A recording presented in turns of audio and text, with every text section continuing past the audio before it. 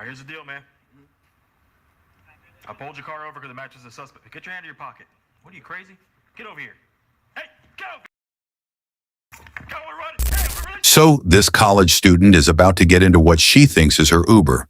And I have a feeling this one's going to mess you up. March 29th, 2019. Columbia, South Carolina. It's around 2 in the morning, and 21-year-old Samantha Josephson is out with friends in the 5 Points Entertainment District near the University of South Carolina campus. She's having a good night, just hanging out, living her life. But then Samantha gets separated from her friends, so she does what millions of people do every weekend. She pulls out her phone and orders an Uber to take her home. Surveillance footage shows Samantha standing alone on the street. She's looking at her phone, waiting for her ride, and then a black Chevy Impala pulls up. Samantha looks at it, checks her phone, and gets in the back seat because she thinks this is her Uber. But here's the thing, it's not her Uber. The driver is a 24-year-old man named Nathaniel Rowland, and he's been driving around 5 Points looking for a victim, looking for someone alone, someone vulnerable, and he just found Samantha. The second Samantha gets in the car, Rowland activates the child safety locks, so she can't open the doors from the inside. She's trapped, and Rowland drives away with her.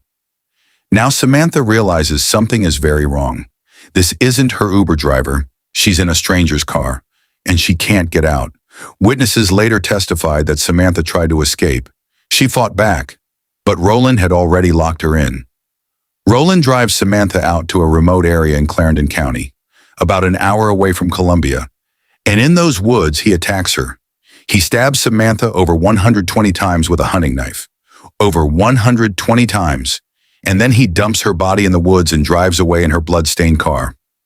The next day, turkey hunters are walking through the woods and they find Samantha's body, and they call 911. Police respond. So investigators start piecing together what happened. They pull surveillance footage from 5 Points, and they see Samantha getting into that black Impala. They get the license plate, and they start looking for the car. And here's where Rowland messes up, because he's still driving Samantha's car. Her blood is still in the back seat. Her cell phone is still in the car. The murder weapon is still in the car. And police spot him. Body cam footage shows officers pulling Rowland over, and they order him out of the vehicle. Rowland knows he's caught. You can see it on his face. And when police search the car, they find everything. Samantha's blood, her phone, the knife, all of it. Rowland is arrested and charged with murder and kidnapping, and the case goes to trial in 2021. The trial is devastating. Prosecutors present the surveillance footage of Samantha getting into Rowland's car.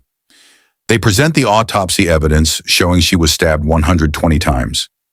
They show the jury photos of the blood-stained car, the murder weapon, Samantha's phone, and the medical examiner testifies that Samantha fought for her life. She had defensive wounds on her hands. She tried to fight off Rowland, but she was trapped in that car, and she didn't stand a chance. Samantha's parents give victim impact statements, and they talk about their daughter, about how she was a senior at USC, about how she had her whole life ahead of her, about how she did everything right. She ordered a rideshare. She was being safe, and she still ended up dead. The jury deliberates, and on July 27th, 2021, they come back with a verdict. Guilty. Murder. Kidnapping. All counts. And Nathaniel Rowland is sentenced to life in prison without the possibility of parole. And here's what came out of this tragedy. South Carolina passed Sammy's Law, requiring all rideshare vehicles to have illuminated signs so passengers can verify their ride before getting in. Because Samantha's death could have been prevented if she'd been able to confirm it was actually her Uber. So I guess the reminder here is this.